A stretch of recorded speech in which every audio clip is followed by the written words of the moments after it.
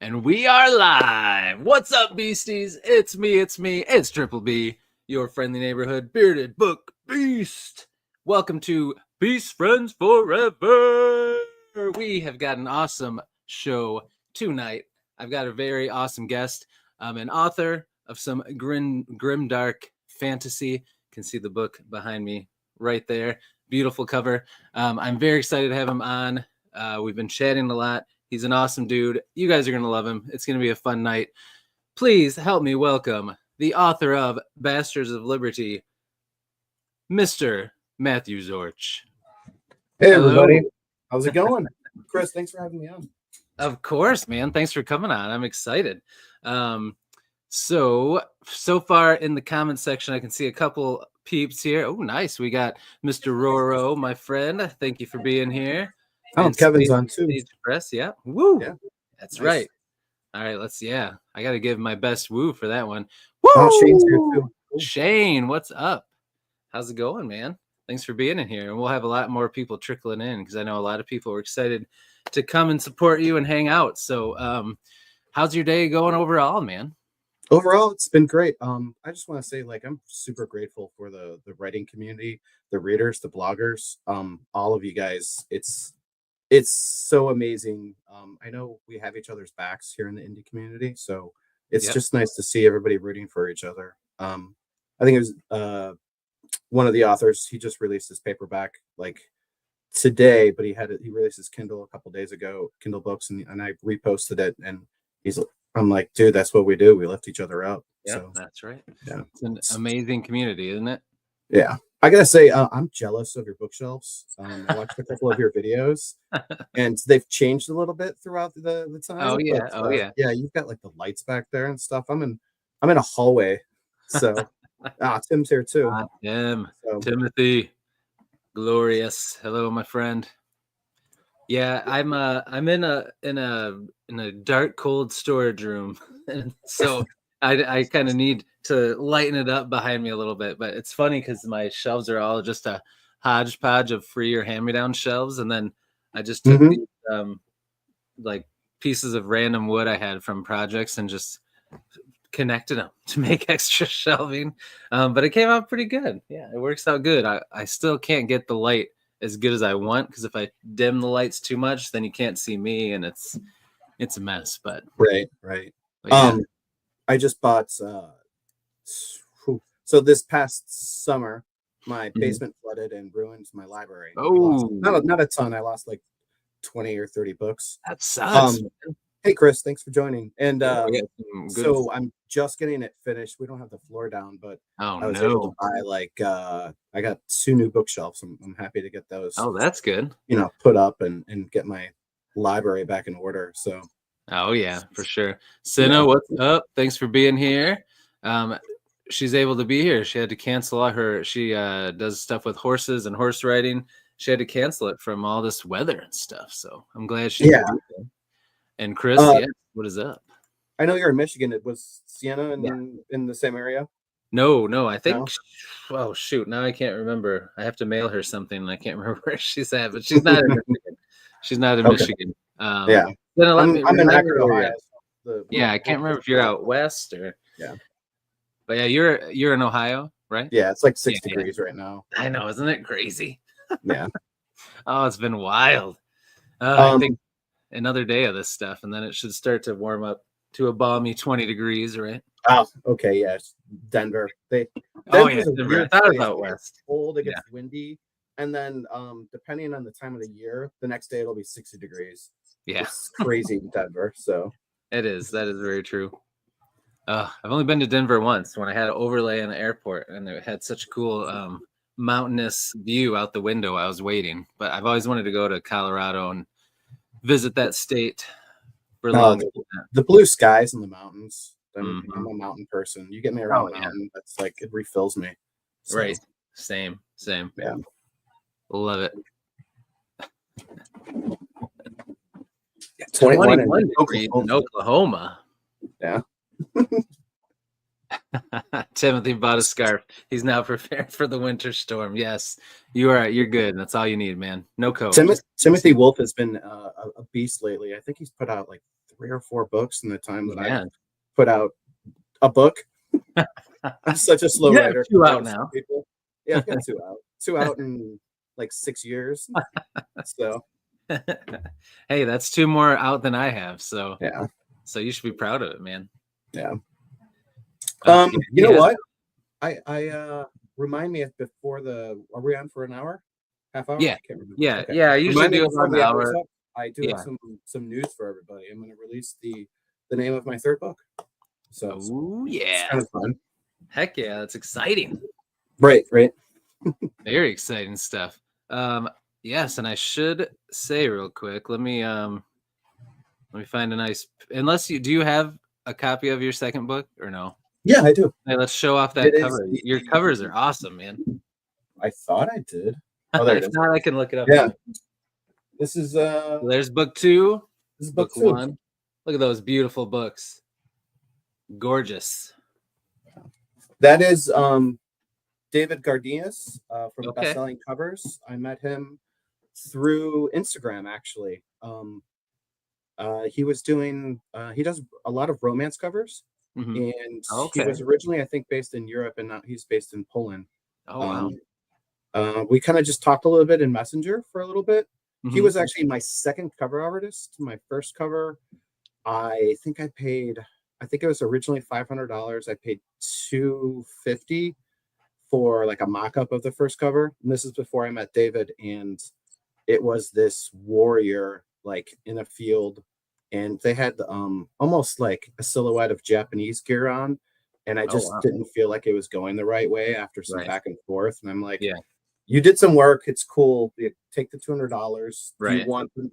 I'm like, we talked, and I'm like, it was a contract. I'm like, do Yeah. you want the rest? And they decided not to take the rest, and that was Okay. fine. And I'm like, that's, you know what? I don't have a lot of money, and it hurt, but I'm Yeah. like, I want what I want. So Yeah. I met up No, I that's met up good. with David, and we talked about artists that I like. A lot of it was protest art, Banksy, and there's another guy, Shepard Freely, and we kind of came up with the 2 that you see today. So Very nice. Very yeah, cool. Yeah. They're yeah. awesome covers, man. So speaking of your book, before we dived into too much other stuff, in the author's words, why don't you just tell everybody about what your series is about? Like what Sure. was the blurb for it that you can tell us about? Oh, it's You know, like the you hardest love thing. blurb. Hardest thing an author can do. Well, just A blurb. whatever you want to spit out for us. So the Conspiracy of Crows trilogy kind of came out of the idea of these 3 children, and I wouldn't call them children. These 3 family members, Alicia, Ben, and Brunt, and how they kind of get wrapped up into the politics of everyday life in this fantasy world that created, loosely based off of the idea of the American colonies, but without gunpowder. So they're kind of dealing with the fallout of, you know, a tyrannical government, and their father being wrapped up in this government, and what happens to them from there. I'll try not to be too spoilerific, because you know, I know my book Bastards of Liberty ends on several cliffhangers. Ooh. And I can't even talk about some of the characters in the 2nd book, because I don't want to give away who survives, Ooh, okay. who doesn't. But you know, my love of everything from, you know, traditional fantasy to politics and war, I kind of spin it through there. And I'm sure you've talked to a lot of writers that you realize that those characters, they spin their own stories. So I know where they go. I know where I want them to get there, but it takes a while. So yeah, Bastards of Liberty is like a multi POV fantasy series. It's grimdark. I try not to lean into that too much, but I mean, it's definitely for adults, right? This isn't YA. The F word is used often. When people get a sword in their stomach, fluids come out, and not just blood. Right. So and then, you know, I like to think about, you know, and we'll get into it, but deeper things like post-traumatic stress disorder, drug use, alcohol use, whether it's positive or negative. So that's good. It's I love not that. a blow whatsoever. Right, right. Yeah. That's why my books are like 400 something pages. Yeah. So But hey, I love that. I love when real life stuff is put into fantasy, and I love when authors explore how that affects their choices and their right. emotions and everything like that. I think that's awesome. So I'm pumped, man. I just picked it up the last couple of days to read a little before I had you on, and I read the prologue and the first couple of chapters, and I dig it, man. I'm excited to keep going with it and get on to book 2 too. So yeah, it's really good so far. Yeah, you get just a big helping of Doc in the beginning, which Yeah. some people love that character because he's this force of nature. Yeah. And then some people get really turned off by him. So, but Okay. Well, I'm digging him so far. he's a harbinger of a lot. So Okay. yeah, Good to know. Good to know. Mhm. Very Awesome. powerful, insane mages. I mean, Oh yeah. Tim said Doc's awesome. That's right. The best He way knows. I try to explain to him plot wise, he's like a living nuclear weapon. And then character wise, he's a mixture of Hunter S. Thompson, who's one of my favorite authors and pretty much got me into writing. Oh wow. Okay. And a couple of my friends woven into him. And then someone said that they reminded him of Doc from Back to the Future. And Oh, wow. once that was done, you can't unsee that. No, that's what I'm gonna see now. Yeah, and it fits really, really well. That's So, kind like, of funny. Yeah, that's yeah. awesome. Doc from Back to the Future, and if you've ever seen Fear and Loathing in Las Vegas, Yeah. you get the idea of what kind of maniac that mage is. Right. So, Right. right. Oh yeah. Can't stop here. Yeah. I think that's not a spoiler. I think I wrote an homage to that in the second book. Oh, okay. So, That's yeah. cool. Nice. I like it. Yeah. So when did book 2 release? Let everybody know. Book 2 released today. Today's Today. my Woo! release day. Yeah, happy book. We timed that good. Mm-hmm. It's exciting. So there will be, not right now, but when we're done and the replay is available, there will be links to that in the description, so you guys can go and grab it and check it out, and links to the first book if you have not read that yet. So, oh, nice, great, Scott. Well done, Chris. So, I think I saw your latest recap. What are your current big reads right now? What are you reading right now? Other than my book. We can talk about my book some more, Yes, and we will. yes. But we will. Yeah. That's going to be my focus pretty quick because I really am digging it so far. But I'm finishing up Way of a Dan by Philip Chase. Okay. I'm having him on Saturday, so I'm going to get that done before he comes on. And then I'm reading a book called Eluthian by Sam Middleton, another indie fantasy book. I'm reading that with a couple other booktubers, and then we're gonna I saw about that. Yep. Yep. And then I'm reading slowly throughout the month. I'm reading Curse of the Mist. Oh no! What was that again? I'm sorry. What? Oh, I'm reading Curse of the Mist Wraith slowly through the month by January. It's nice. How many books are you reading like per month then? I mean, you're way past me, I'm sure. Well, I usually try to finish four books a month. Okay. And then sometimes I'm like in the middle of some, and they go from month to month, so I finish more than 4 sometimes. But from start to finish, I usually try to read like 1 per week. But since I started this, it's gotten harder because that time I would only read when I wasn't, because I got 4 kids and full-time work and all that stuff. Right. I would just read. That was my favorite thing to do in my free time. But now some of that's with this, and I'm trying to start writing and so yeah, I'm realizing I might not be able to always hit that 4 books a month mark, but it's all right. The writing addiction's real. Be careful. Yeah. Once you get that the thrill of like I'm all done, so I'm just starting book 3, and it just spills out of your fingers. So yeah. Oh yeah, for sure. So how does your I should ask this real quick. Is there an audiobook for your books or one plan? Senna's a huge audio. That's how she consumes everything. No, that's okay.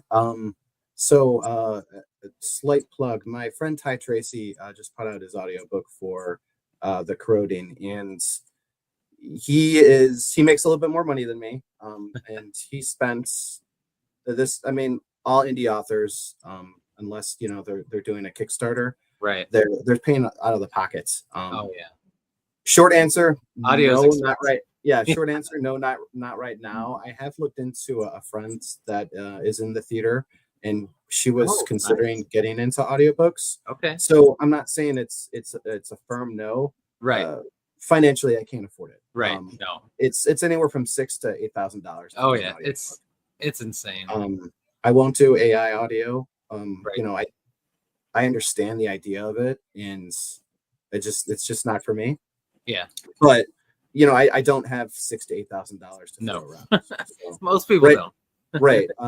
Right now, most what I want to do is I think I've said it on social media. Any money I make, it goes towards my cover artist, David Gardias, and my editor, Space Mage Press, Kevin. So those two will. That's what I'm trying to make money for, is the next book, essentially. Yeah. So if any of these books actually start selling a little bit more, that probably will go to the audiobook. But I'm more in debt than I'm not. So right. The goal is to keep writing and to be able to do that. So yes, I really would love to do an audiobook, but it's just not in the cards right now. So yeah. That's usually the norm. Usually the only way it's done is if somebody knows somebody or has some connections or somebody that can do a really good job. Then I had a friend who had a great baritone voice, but even for like $2,000, I'm like, I couldn't pull it off. I'm like, I got a car payment that needs to be done. Oh, yeah. I have actually read. I've done another podcast, I think, or a YouTube where I read the first chapter of Bastards of Liberty. So I have done that before. Okay. But I don't know if I could do it well enough. Yeah. So, right. I know, that's the thing too. Yeah, it's tough. You want to make sure you do it justice, right? Right, and you want to make sure that you're paying the person that is doing it appropriately. So if anything, she would be doing me a huge favor, and it would it'd be whatever I could give her, or maybe the first $2,000 of the book. Right. But you can't make any promises like that. That's an interesting conversation to have. You just don't know how it's going to go, right? Yeah. Right. For sure.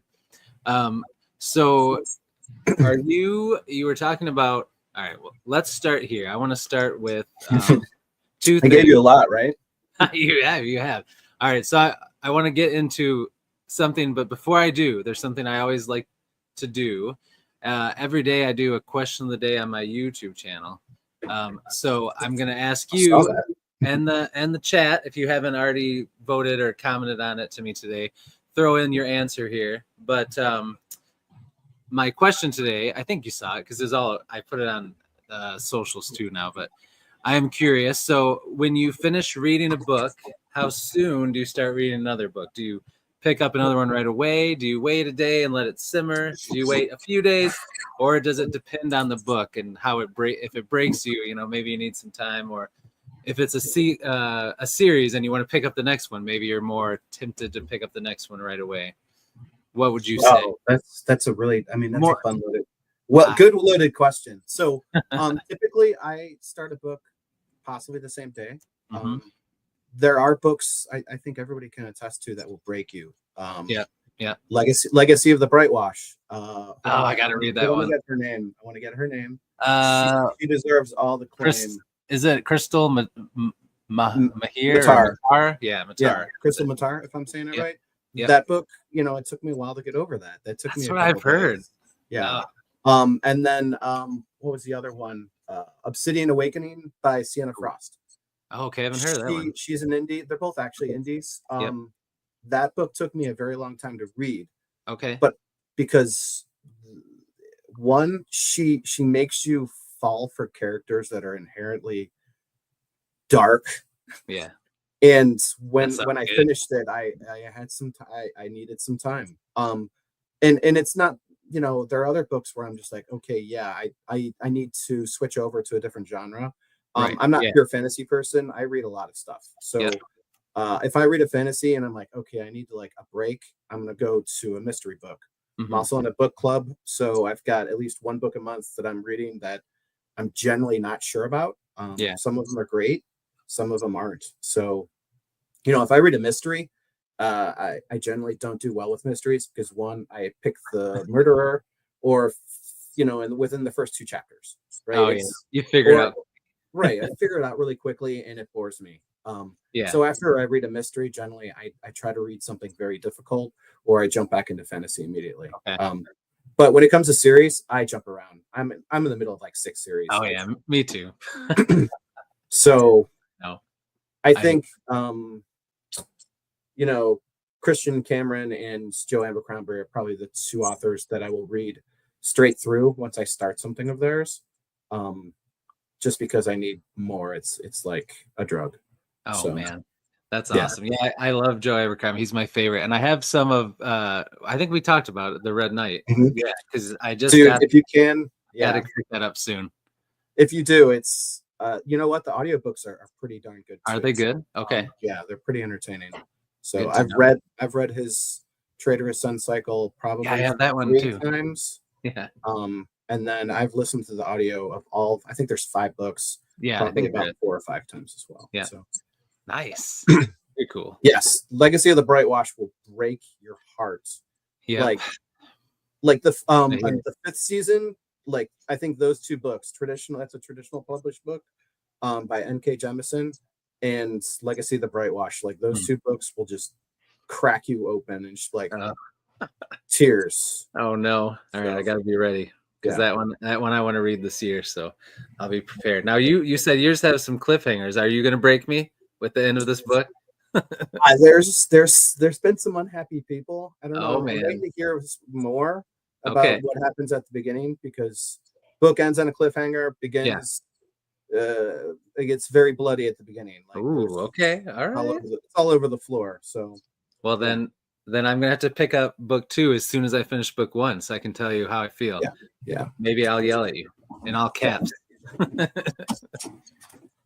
All right, good to know. All right, so this is what I want to start with. I want to give you the floor to. I just want to hear about your journey a little bit. So let's go back to when little Matthew was just a wee lad. What kinds of things did you read that kind of inspired you to want to become a writer? And when did you really start to get into writing? And then when did you decide, you know what, I want to really go for this writing thing for real? Um, I have the props downstairs. I have notebooks upon notebooks of That's awesome. angsty children writing from middle school and high school that are just sitting there with stories. I read a lot of comic books when I was younger. Nice. So the X-Men were a big influence on me, Heck and yeah. heroes like Captain America. I have Captain America's shield tattooed on my shoulder.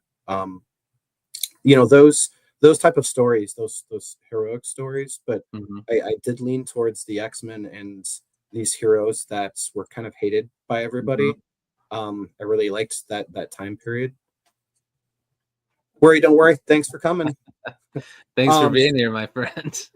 so so comic books. My mom worked at a convenience store, and she would bring home comic books, and they would rip off the corner of the barcode, so you couldn't like I don't know why, but that's Oh what they yeah. did. So I would Huh. get all these free comic books, and there's That's like awesome. tons. But I'm reading GI Joe and Spider-Man and things like that. Like Mhm. my daughter and my son have T-shirts of Spider-Man. One in um his black costume, and then there's another one with Venom, and he's holding like Spider-Man's skull, and I'm like, dude, I have those comic books. They're in the closet over Right. there. Yeah. Look at them, and I'm sure they're probably worth a couple $100, Oh, but for sure. yeah, I mean, That one is, yeah.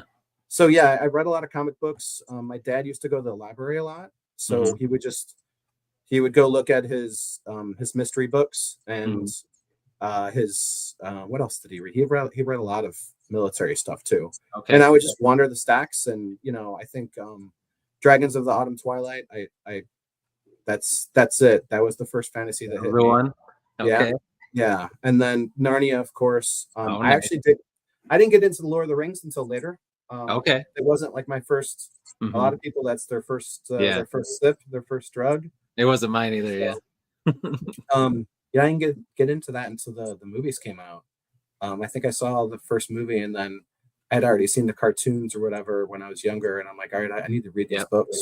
Yep. So, and then from there, I don't know where the writings came from. I haven't gone back to look at these writings. I don't. They're probably just really bad Wolverine stories. I probably just had some Some fan nice fiction fanfic. of Logan in the Canadian backcountry.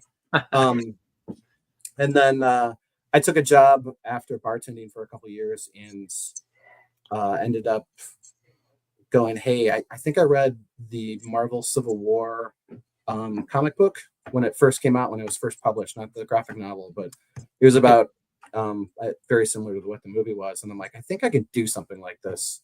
I had already written a book that I'm not going to talk about. It's no longer published.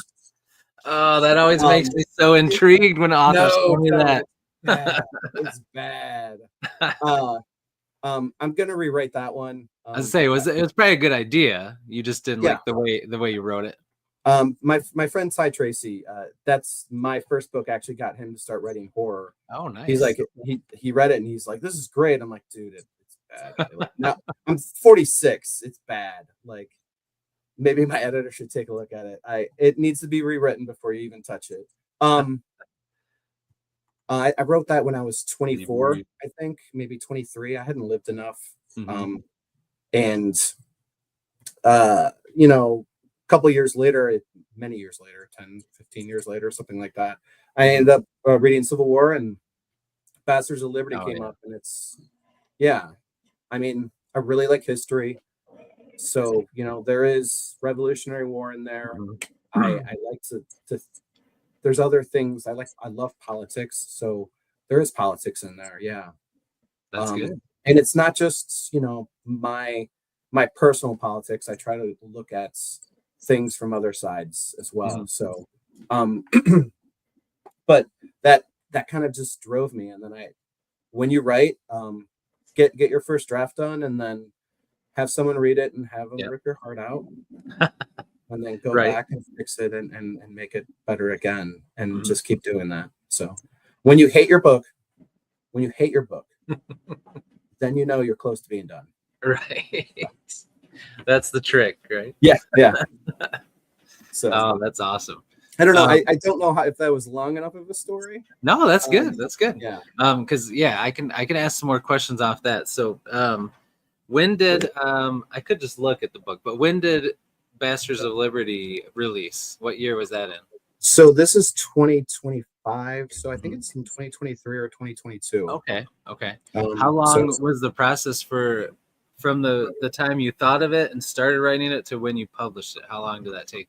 Oh, I want to say like 5 years. I've actually printed out. I probably spent $160 twice printing it out myself, not through Amazon or anybody else. I went to Office Max and printed out. Oh wow, okay. The book and reread and read it that way. Kevin said 23. So because I think Spiffo, nice. That's right. Part of Spiffo 9. It came out like 2 months before that, maybe a month before that. So it took me about 5 years to get that done. So labor of love, right? Very much so. It's the one thing is with this first book compared to Maiden of Storms. Maiden of Storms is going to read faster. It's a little bit more character focused. Okay. I packed a lot in there because that's the base of what I think is going to be a lot of different books. So there's a trilogy, and it's when you read about the universities, you're going to be like, what is Doc talking about when he talks about library wars? And you're like, those are stories that I've yet to tell. The introduction starts at the end of a war. I have an entire war I can read about. Nice. There's a caper that's noted from Duncan, the squire, and you're like, wait a minute, how did he end up in jail? Like, so there's lots of jumping off points that I can do other books about, other series. So That's awesome. And That was then gonna be my next question was yeah, gonna be, are you gonna stay in this world and tell different stories? You're gonna do something totally different? Are you gonna continue on, go in the past? Like, so that's cool. I love when somebody creates a world and then kind of stays in it, but goes to different times yeah. and spots in it. That's cool. Oh yeah. There's the magic weapons that are involved. So there's all sorts of stuff. And because it's loosely based off of the American continent, Hmm. I can play off of different time periods. Like Oh this is the yeah, for sure. Revolutionary War, so I can play with the Civil War. Yep. Um, some I think someone mentioned the Northwest Passage. So like just an adventure book, you know, Yeah, stuff like that. So there's lots of stuff to play with what I've created here. So that's awesome. That's very I haven't cool. even gotten to Florida yet, people. Right? Yeah, Florida and Texas are We, like untapped ooh, potential. we got some So, stuff to get into then still. mhm. Yeah. That's awesome. Well, when you're writing, from what you said a little bit earlier, I'm wondering if you're kind of in the middle, maybe. But would you consider yourself a plotter or a pantser when you do your writing?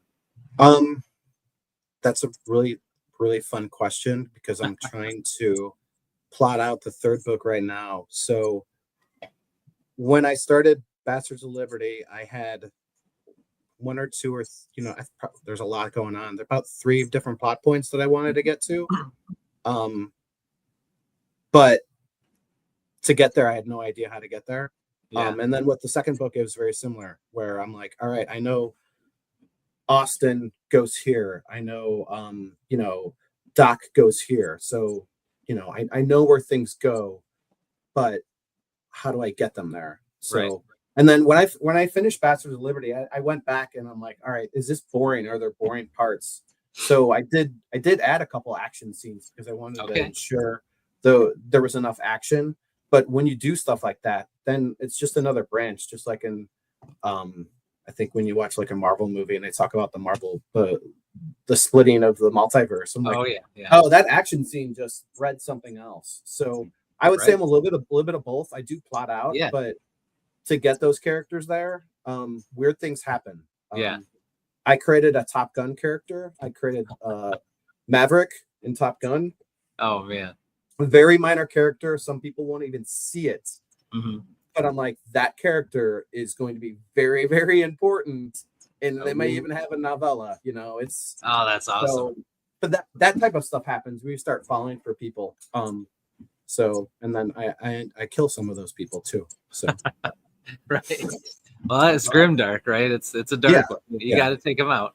I was just gonna ask this, Cinna. I was gonna say, have you written any, or are you planning any shorts or novellas? I know you just mentioned one that you maybe could do. Yeah, I mean, recently I was this weekend. You actually got me on something. I think were you wearing a Detroit Lions sweatshirt recently? I was, yes. Okay, so I saw your Detroit Lions sweatshirts, and Yeah. I'm a Cleveland Browns fan. Okay. And I know the Lions had lost in a devastating loss. I'm just rooting for you guys. I wanted you to go to the Super Bowl and win. I appreciate that. And it made me think about the Cleveland Browns. So I haven't written any shorts, but there are ideas.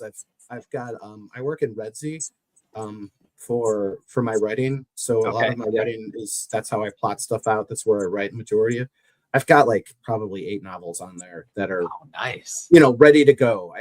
And I have this idea for a possible either a short story or a big story about a character based off the Cleveland Browns. So like that stuff happens. I'm like, that's awesome. I could probably throw 30,000 words down in 2 weeks to get that done. Yeah. But it's a matter of, working full time, being a family person and getting it done. Finding the time. For sure. I have not written any shorts. It's something I should probably play with. My friend Ty Tracy says I really should too. So it might be something. Oh man, Shane's a big Oklahoma fan, so he's saying justice for dude. No crap, man. How did we? Dude, we're terrible. The Browns, I know. I love to hate up my favorite team, but I don't know how we got rid of Baker Mayfield. It's so bad. I know. They were on the rise for a while there. They were really doing good, and then that trade for Deshaun Watson just set us back like 10 years. Yeah. But I feel like that's coming to an end soon. They're gonna get out of that eventually. I hope. Yeah, that's our motto. There's always next year. Yeah, always next So, year, right?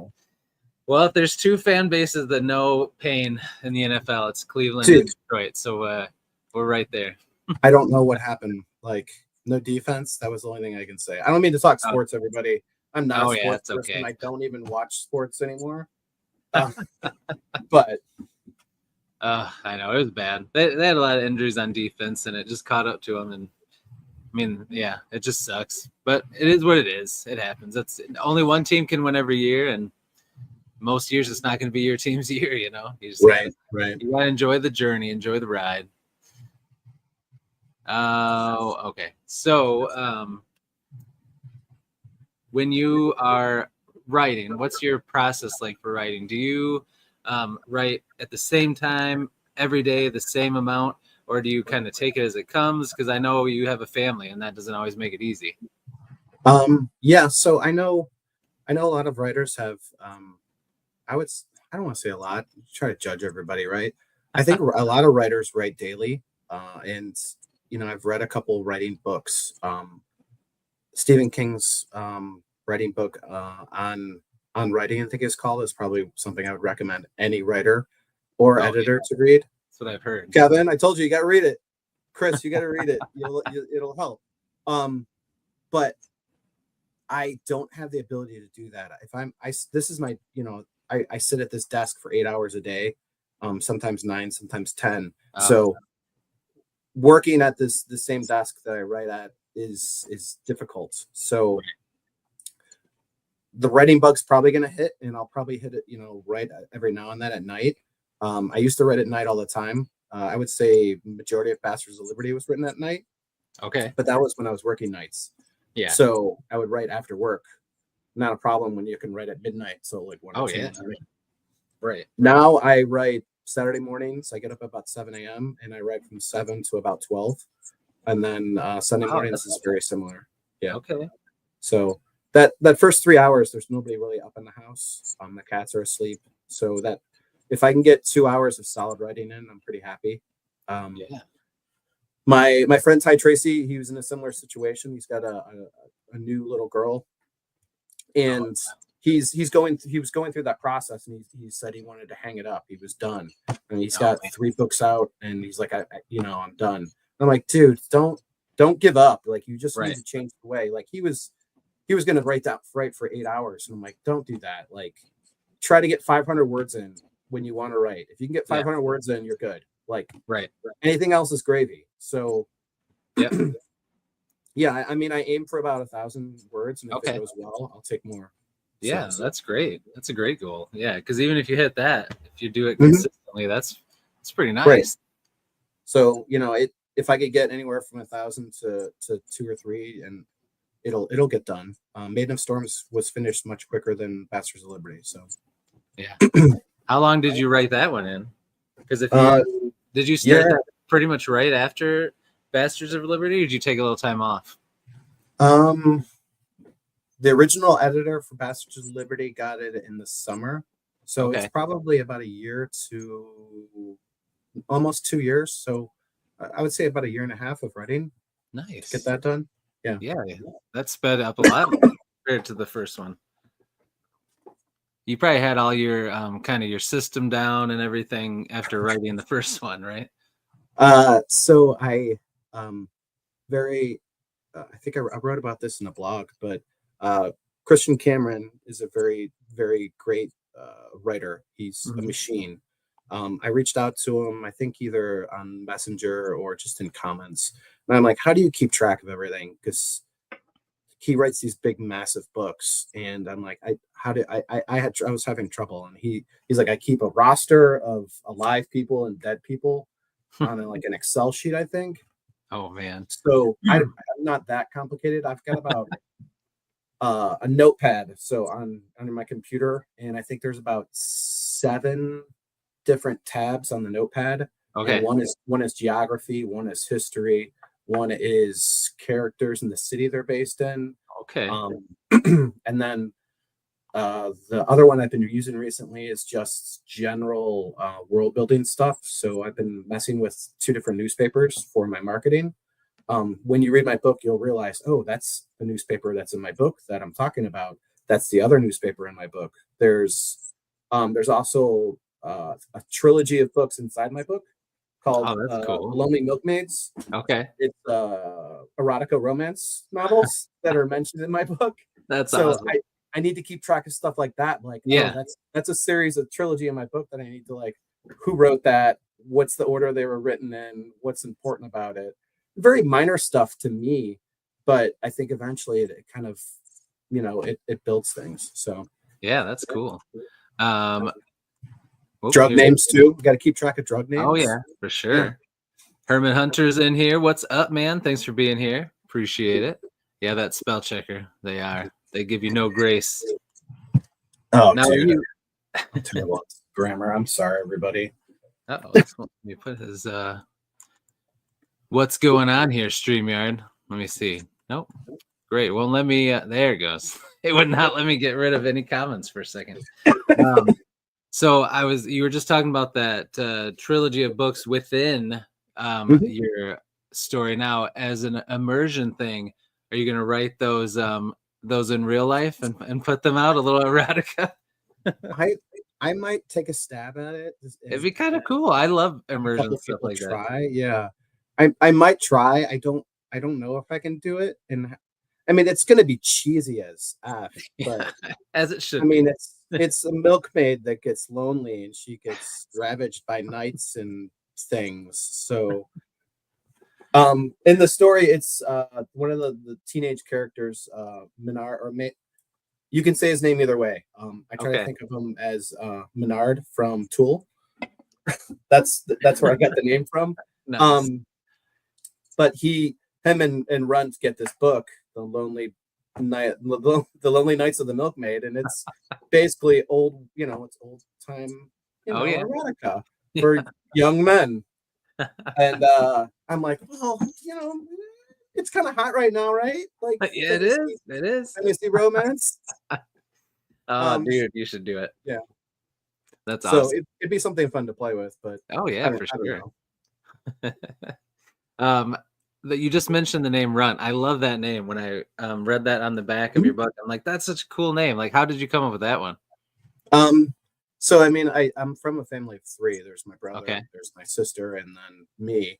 And I like the idea of this noble family, and he's the Runts of the 3.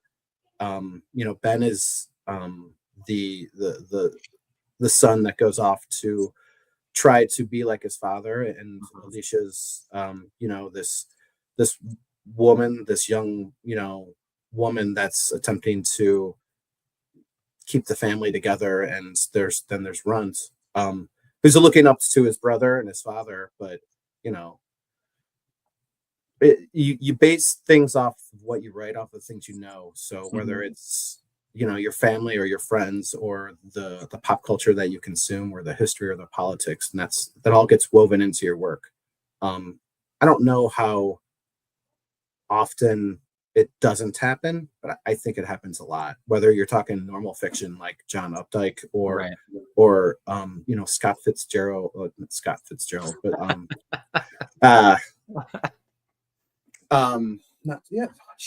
Great Gatsby was written by right? Is it Scott Fitzgerald? No. Wait. Anyways, but like Stephen King might not be murdering people, but he pulled stuff from very dark places that probably, The Shining is based on a writer. He's probably thinking about himself trying to write a book, whether the horrible stuff happens. But that's where that stuff comes from. So yeah, true, very true. Yeah, I agree. So we were talking about what you had been reading. So as someone who's writing and is focused on writing and also has a job and has a family and all that, do you still find time to read consistently, or does it ebb and flow from month to month?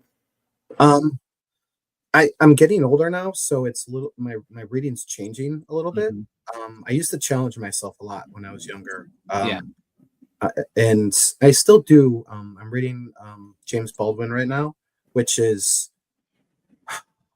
it's so good and it's so hard, but not hard to read. It's just when the difference between some books and other books is when you read it and you're just like, I can't write anymore because this is so Right. much better than what I'll ever do.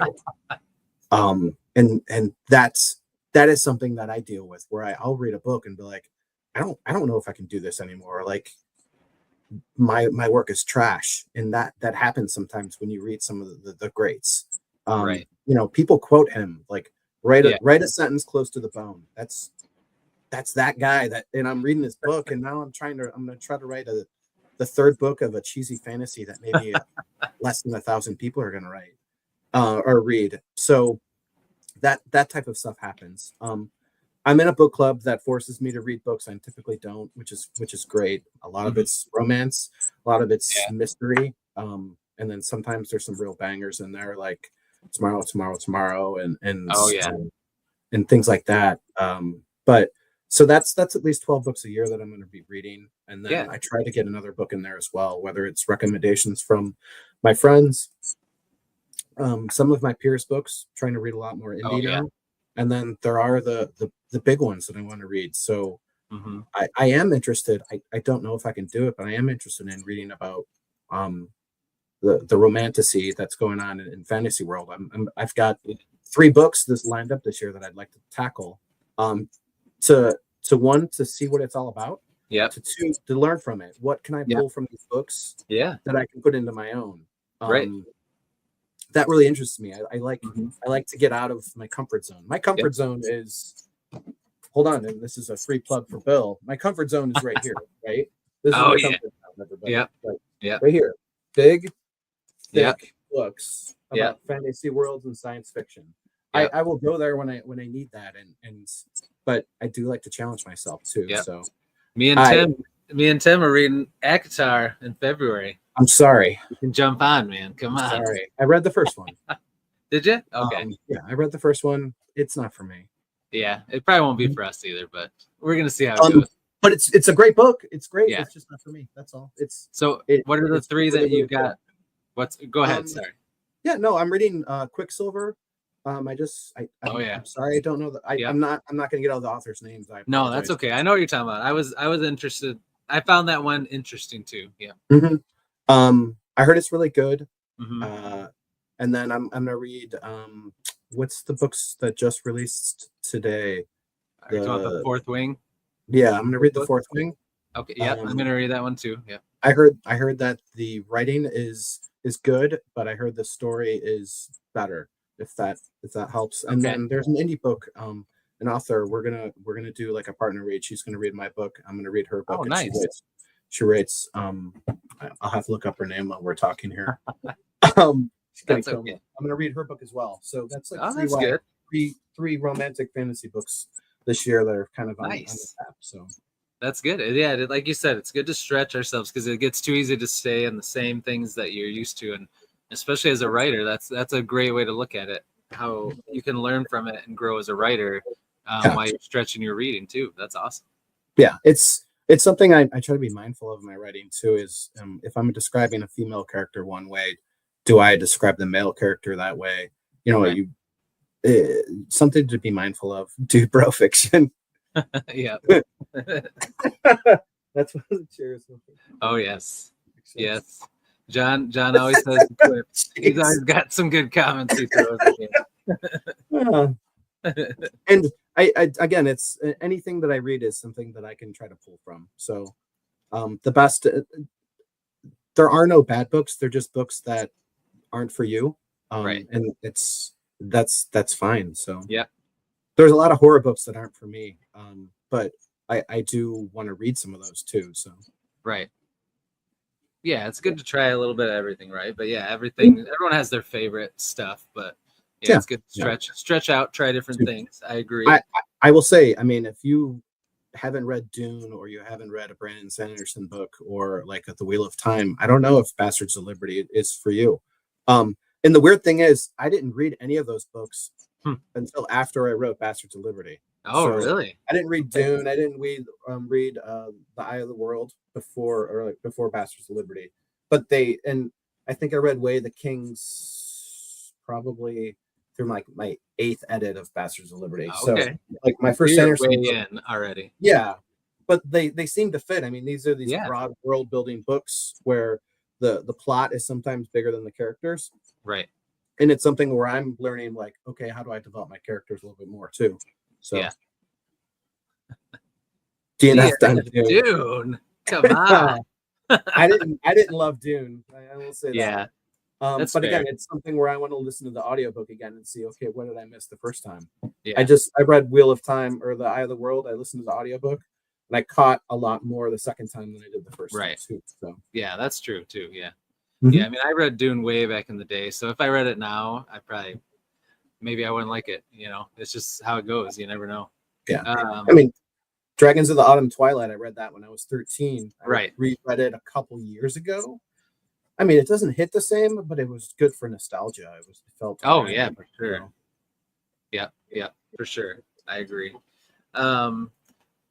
So when you're writing, this is something that people always want to know, and sometimes I forget to ask. So I'm glad I didn't forget to ask you this. But when you're writing, do you listen to music? And if you do, what kind of music? Does it need to be instrumental only? Can you write even though you're listening to words with lyrics, or does that mess you up, or do you not listen to music at all? This is awesome, dude. We could spend an hour on this. You could probably get, and I'm serious, this might be something where you could get 4 or 5 authors on and just talk about the music that they listen to when they write. That's a solid hour. So when I'm plotting out the books, so specifically the book 3, I will go on walks. I'll have my phone with me. I'll listen to music, whether it's sad bastard music like The National, or something like Pumped Up, and that gives me ideas for scenes. I don't necessarily write, but I will talk into my phone and take notes. So like XYZ is going to do this, and I'll throw the ideas down in there. When it comes to writing in the mornings, like Saturday, Sunday mornings, I'll put headphones in and listen to non lyrical music. I don't accidentally want to pull something from an artist's work. If I do that, I don't think I ever have, but I would like to make sure that it's just totally natural that occurs. So I listened to recently All Quiet on the Western Front from Netflix. That soundtrack is killer. I bet. The Elden Ring soundtrack, it's like 2.5 hours from the game Elden Ring. Oh yeah, a lot of people love that soundtrack. Yeah. And then Ty Tracy, who writes horror, he goes, when you're writing, try the soundtrack to The Social Network, which is by Trent Reznor. And he said it's the slow descent of a man going insane, and it's hits really well when you write. Like it's just this slow build up to a man that's just it's probably some of my favorite writing music. So wow, that's good to know. I have never heard of that one as one that people love for writing. So that's good to know. Yeah, you can pull the easy ones like Lord of the Rings soundtracks and Hobbit soundtracks. I've done those, no problem. But I think those 3, the Elden Ring soundtrack, and then the Social Network, All Quiet on the Western Front. If you haven't seen the Netflix TV, like I haven't watched it yet. I want to. I want to. Yeah, that will leave you. I've heard it's really good.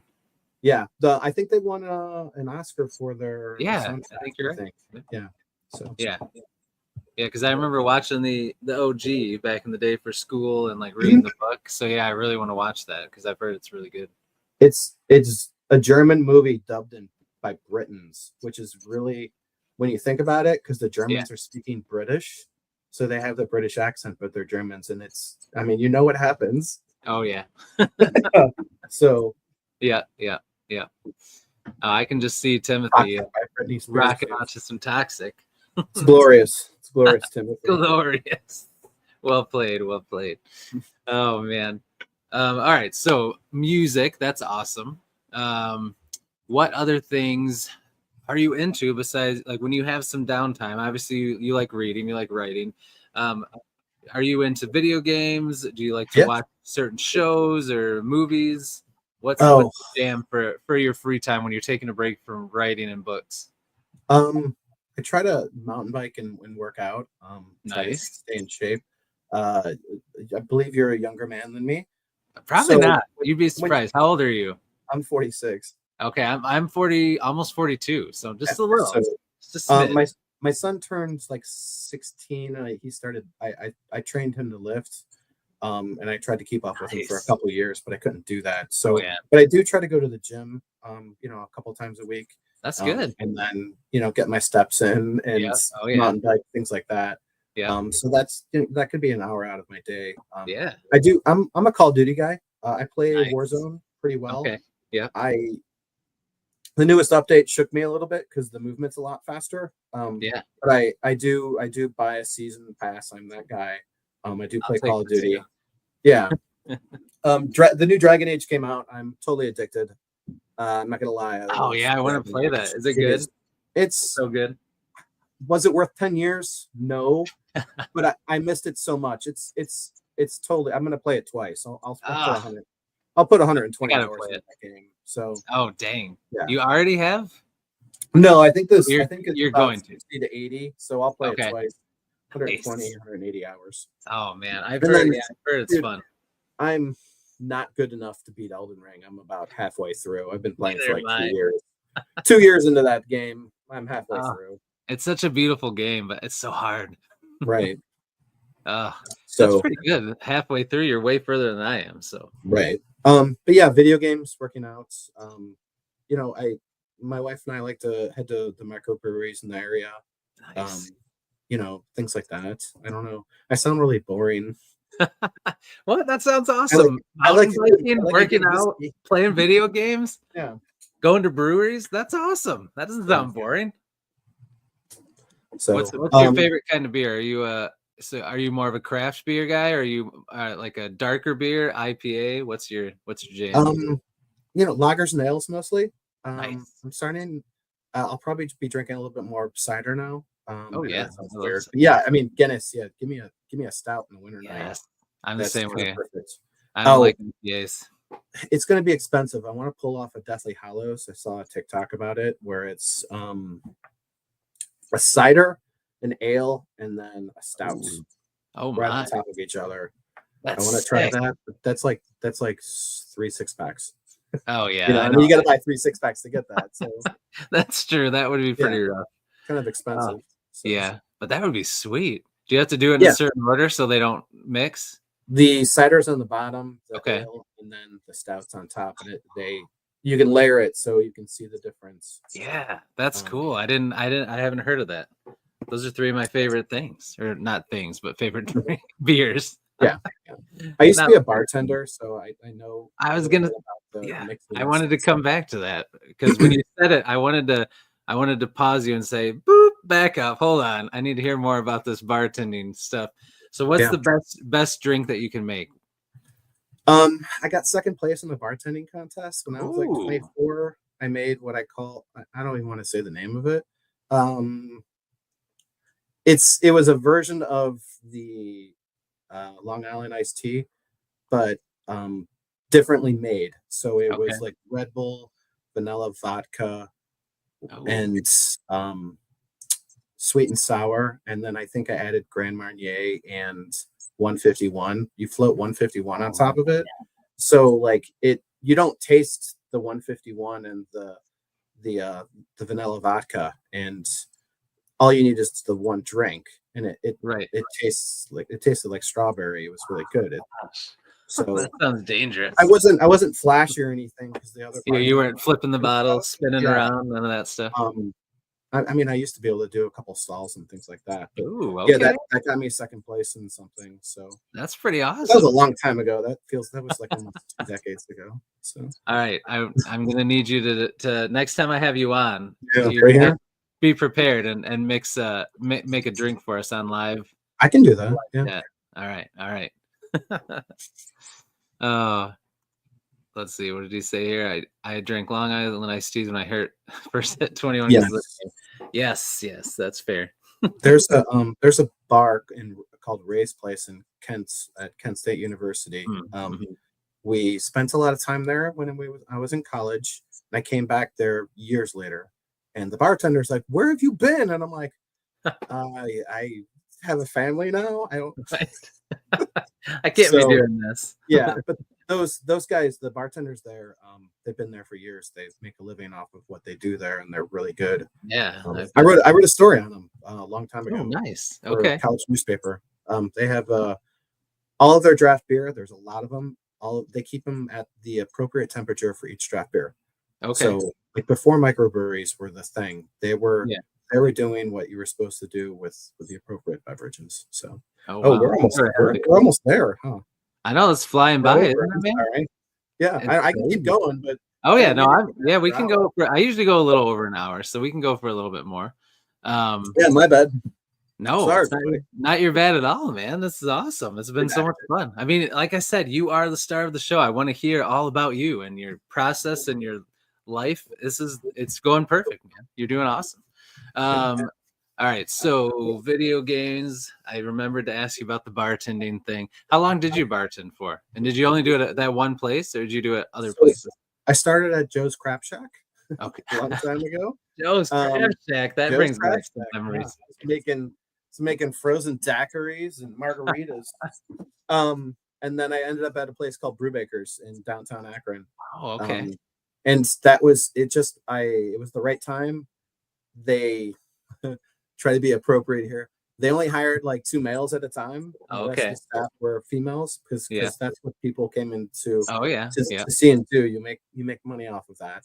Yeah. So Right. I would either work upstairs or downstairs at the bar, and you come home with your shoes just filled with alcohol, and it would be rough nights. We try to remember those days and nights as good times, but that's when you could smoke in the bars. So Oh, eventually, yeah. it was crushing. So I would say from 21 to 24, 25, I did that. Okay. So you did it for Um, quite a while then. yeah, yeah.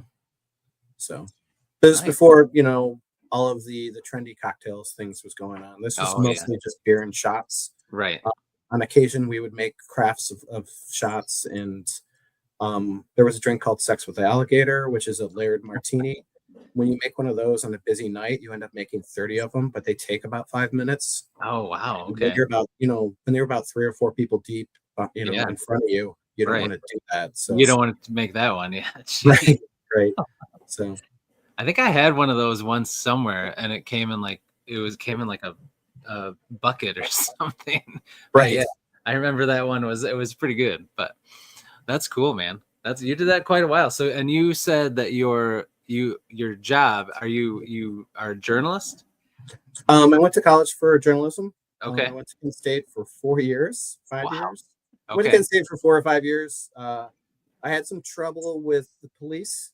Oh no. And that's actually written about in my bio. Okay. There was a riot, and I nearly lost my eyesight. Oh no. And it was the police fault.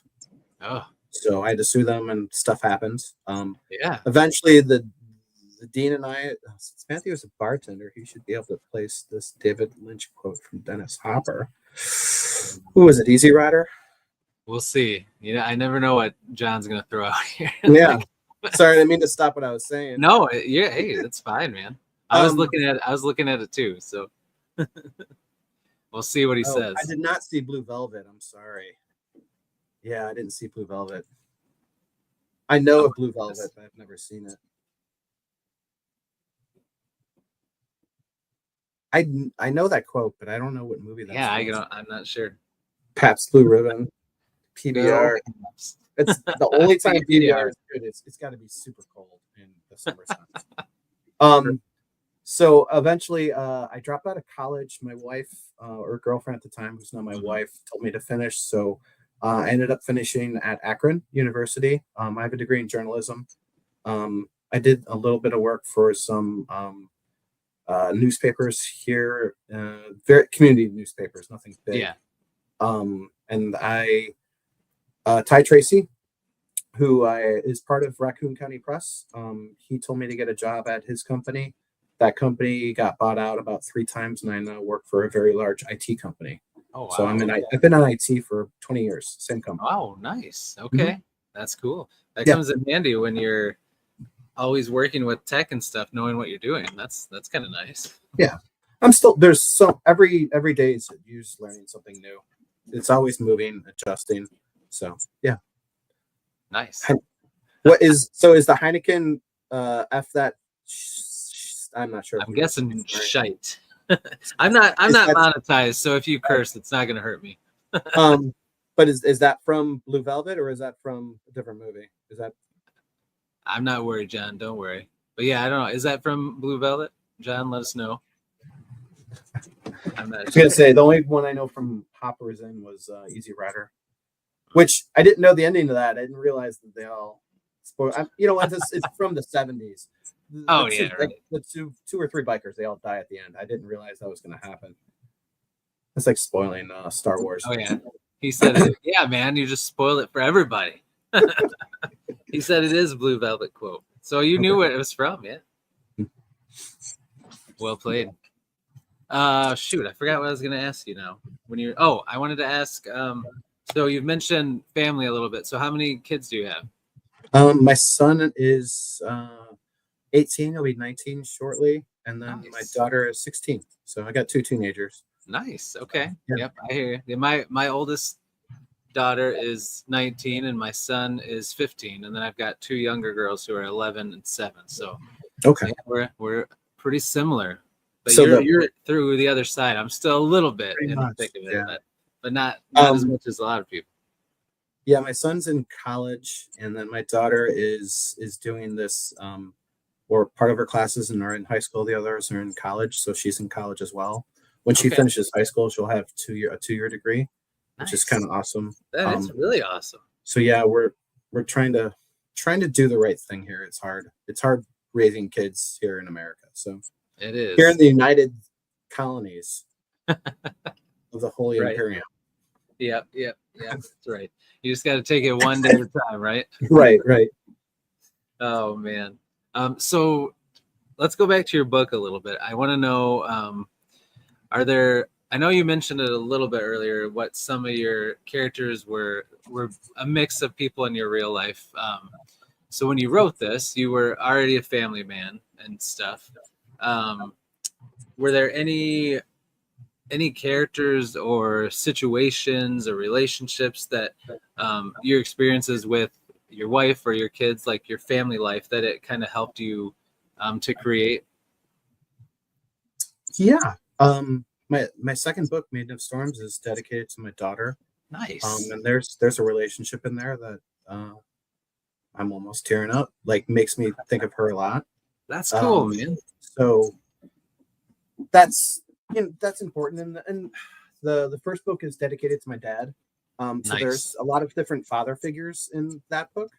Some of them aren't as pronounced as others, but like once you realize that the dedication is kind of based on some of the ideas behind the book, and there's lots of themes in my books. I mean, obviously that I really love the ideas that I try to go about. You know, the biggest one, the big overall one is family, but also the idea of revolution and how things happen. And I call it the conspiracy of crows. So, you know, there is politics within politics, and you get to unwind that. But yeah, I mean, and so my wife in specifically, she's not represented, I would say, in these two books. I mean, she might be in like one of the characters, Cirilla, but overall, we have been discussing some ideas, and I'm slowly putting together a non-violence conspiracy of crows book based on some of the things that we've been talking about. So she's probably going to have, I would call it her book, but something where she's given me a lot of great ideas, and it's going to be something special, I think. I've mentioned it to Kevin, my editor. It's going to be like a modern day fantasy, the best way I can. I don't want to give away too much. Right. Yeah. It's based off of graveyards and some American mythos. So some of the tales that I don't even know if they're told anymore. Like, did you ever hear of Johnny Appleseed, Yeah. or the creation of the jack-o'-lantern and things like Oh that, yeah. like, Yep. Hmm. and other more creepy myths here in Right. America. So Yeah. I'm playing with some of those ideas, and I'm creating something special there, I think, too. So Oh, that's so cool, yeah, man. That's and that's awesome. She's and involved like that too. yeah, she's developing one of the characters for me. Um, and I know the end. Again, this is what part of the writing. I know the beginning and I know the ending. Yeah. I need to get the characters there. So trying to figure out the backstory and the climax. And once I have those things, generally I can write it down pretty Yeah. quickly. So I think that's an awesome way to do it. I feel like that brings the best thing out if you're a mix of both. Like you got to know where you're going. You got to have a skeleton at least, But I feel like if some people plot too much and you're so tied into that as you start writing these characters, as you discovered when you wrote your books, like they kind of come to life and they end up doing different things than you planned. But if you're so stuck in like this has to happen, then I feel like it feels forced. Where I feel like with your way, a lot of times those make for like the best stories. They feel so authentic and real, and the characters make choices that it feels like they would make, instead of being forced. So I think that's awesome. And Maiden of Storms, like the Helena, she's a character. She's a POV in the book, and she started doing things that I just like. I need to get you to be. I need to get you over here. Right. So that happens a lot. And I found that really interesting. Same thing with Austin. He's a guard for Prince Damon. He's a Okay. POV in Maiden of Storms, and I read a book called The Matterhorn, and it's about Vietnam, and Oh, yeah. Vietnam, the conflict over there, and what America did, and it influenced my dad, and I like learning about things, and Yeah. he ends up in a situation where, like, it's just supposed to be a mission, and it gets kind of crazy from there. So Okay. that type of stuff happens where I didn't expect it to happen. Right. And all of a sudden, That's I'm awesome. like, what do I do with this now? Where is this Right. going? So That's true. it's all That's gonna, it's all going to come to an end, though. It's just going to be fun. So Oh man. Ooh. can't wait to kill some more people that people like. Oh, I'm jumping in, and now I know that a lot of people are gonna get killed. But I feel like that's good too, because if you read a book it's about war and it's dark, like just because you like a character doesn't mean they get to make it. It's just Right. it's reality. It's good. It's good stuff. Oh, so has your wife read your books then? Yes. Okay. It's one of the hardest things that could possibly happen to anybody. I don't know, some of the other authors that I talked to, but yeah, it's devastating. She's like, why is this happening? What's going on here? Currently my mother-in-law is reading my book, and she's asking me questions. So that's always fun and hard at the same time. Oh yeah. So, where It's like, awesome they're supportive, but yeah. But yeah, I think she enjoyed it.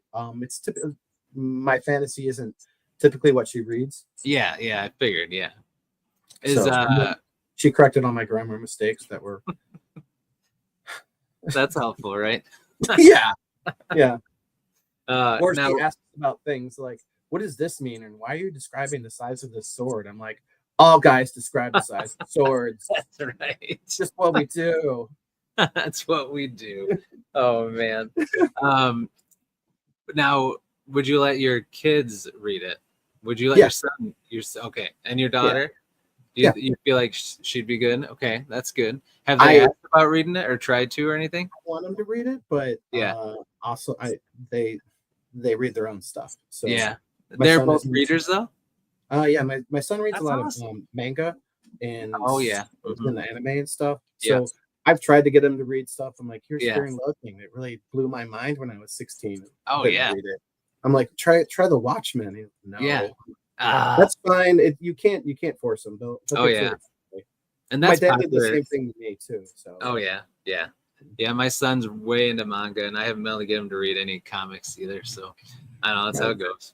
What about your daughters? Are they readers? Or so my oldest, she was a big reader in school, but I feel like a lot of times, and she still reads some now, but not like she used to.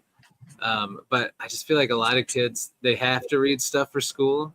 and then it becomes like a chore, and then they lose a little bit of that excitement for reading, and then when they are able to read whatever they want again, I don't know, she just hasn't got back into it. Like I've seen her buy some books because she buys stuff. She's on my Amazon thing, but she buys with her own stuff. But I can always see when she's getting things, sent to her. And I'll see her buy a book from here and there, but it's always like a popular book or something that I know that she's getting because her friends or somebody said to get it.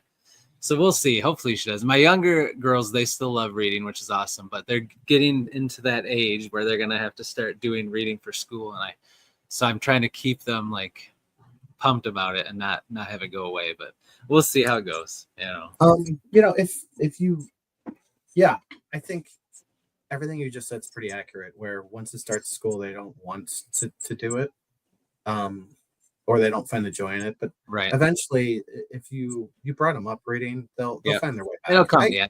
I think I went through I know in college, probably my freshman and sophomore year, I probably didn't read as much as I did. And then I did go for like almost 6 years. So I only have a 4-year degree. But I think eventually I'm like, you know what, I'm paying for this. And I just gave myself my own class. I'm like, I'm in college. Like I have the time. Right. Like, why not just start reading the classics that my teachers didn't get me to read? So I gave myself a course in some of those books where I wanted to challenge myself. So that's pretty sweet. Yeah. Yeah. Because there's a lot of classics I have not read that I would like to, but just so many things to read. So many good things. James Baldwin's No Country was on my TBR last year. It's my first book this year. I haven't even finished it yet. It might take me 2 months, but I'll get there. Right. So. Exactly. It's all that matters. It doesn't matter how long it takes, right? That's awesome. All right. So we are getting up against it. So I don't want to forget. You have a thing to reveal to us. So book 1, Bastards of Liberty. Book 2, Maiden of Storms. Book 3. Book 3 is Union of Steel. Ooh, that is good. Yeah. Union of Steel. That fits really good. That's awesome. Yeah, it's going to be a big book, I'm pretty sure. Okay. It's probably going to be bigger than Maiden of Storms. And there's no time frame, and I apologize. Yeah. No, that's on the sucker. Yeah. But that's the next book. I'm pretty excited. Same artist as well. Union of Steel. Nice. That is awesome. So I do know the cover is going to have probably 3 flags. If you notice, if you look at the two together. Oh yeah, here. If you notice, there's 1 flag. There's 2 for the sequel. Oh, nice. We're going to try to do 3 for the third one. Okay. So, and then do you know what the color is going to be, or is that like a spoiler? It's between purple or green. We haven't decided. Yeah. Either one will pop. That'll look good with those. Yeah. Very nice. So that's awesome. That's a sweet name. You do awesome with the titles, man. Those are all really cool titles. I really like to play with titles. The chapter headings of my books are a lot of fun. Yeah. So there's a Bob Dylan reference in Maiden of Storms. Nice. There's a My Chemical Romance nod in Maiden of Storms. So yeah, I like to play with things. So nice. Oh, a couple chapter names are really, really good. I may use 2 of the chapter names as potential book names, book titles. Okay. So don't steal them, people. They're really, really good. Yeah. Dang. Oh, that's good. Are they chapter titles in Maiden of Storms or in in Maiden of Storms? Okay. So for everybody that has not read Maiden of Storms, there is a cliffhanger in Bastards of Liberty. So if you do buy both books, don't thumb through Maiden of Storms. Try to finish Bastards of Liberty first. I'm sorry. I don't mean to be that guy. There's only a couple thousand of you that read my book. But if you don't want to spoil anything, don't thumb through Maiden of Storms. It's a great book, but I don't want to ruin the end. It's yellow and black. No. Those football minds. We're thinking of the Steelers here. Yeah. You're being very nice there. Thank you. You pulled me back from a political rant. So look at you. Oh man. So yeah, that's sweet, man. Go I ahead. respect the Steelers very much. They're our arch rival, but Yes. they are much better than the Cleveland Browns. Has it been long enough? I always wonder this for a Cleveland Browns fan, especially one that's been a fan a long time.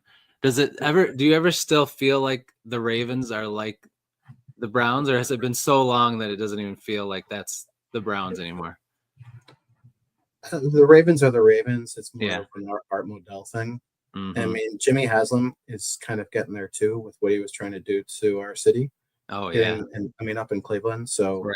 you know, it's not necessarily the Browns as like, oh, they're part of Ohio. They're Cleveland. Right. They're not Baltimore, and they're definitely not like some city outside of Cleveland. Right. You can't move them to a suburb and call them the Cleveland Browns. That's right. not okay. Exactly. So, yeah. It'd be like moving the Detroit Lions to somewhere outside of Detroit. Oh yeah. It wouldn't be right. No, exactly. You move the Detroit Lions to the uppity suburb of wherever Detroit is. I don't know the name. But like that's not. Yeah, it wouldn't be the same. No. Exactly. So. Yeah, you probably agree. They are a factory. I know that guy that coined that term too. Oh well, there you go. He went to Kent. Oh really? Yeah, he's a comedian. What's James Kent's Polk was his name. James Polk. Okay. James Polk termed the coin the Cleveland or the Factory of Sadness. Look, actually, if nobody's ever seen that video, look up Factory of Sadness, Cleveland Browns. I think his name is James Polk. Okay. Hilarious. He says like nobody can systematically be this bad for this long. And then he screams at the stadium because it's like after a Browns loss. He's like, "You're a factory of sadness." It's hilarious. Okay, I'm gonna have to look that up. Yeah. Sorry. No, that's okay, man. This has been a blast. Thank you so much for coming on. I've had a lot Thanks of fun. for having me.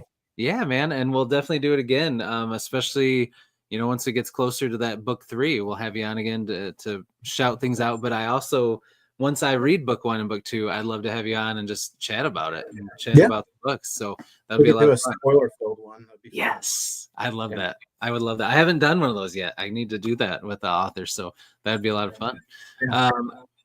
Thank you to everybody in the chat for being here. You guys were awesome. Thank you so much. And like I said earlier, once the replay's up, all the links to Matthew's books will be in the description so that you guys can check them out. And yeah, thank you guys for being here. Matthew, is there anything you want to say? I'll give you the floor before we go. Anything you want to shout out or say or anything? Well, thanks for having me on. I really appreciate all the support of the indie community. I know I should be plugging my book, but it's the bloggers, the readers, all of my peers in the indie community. You guys are great. Guys, girls, everybody. There's a couple, people that I talk to now just on Blue Sky because they've left other social media networks. So just make sure we continue to support each other, boost each other, leave reviews. It's not just a release day thing. Just keep moving everybody up. This isn't a race. It's just a journey, and we're all in it together. So, amen. I love it, man. Awesome.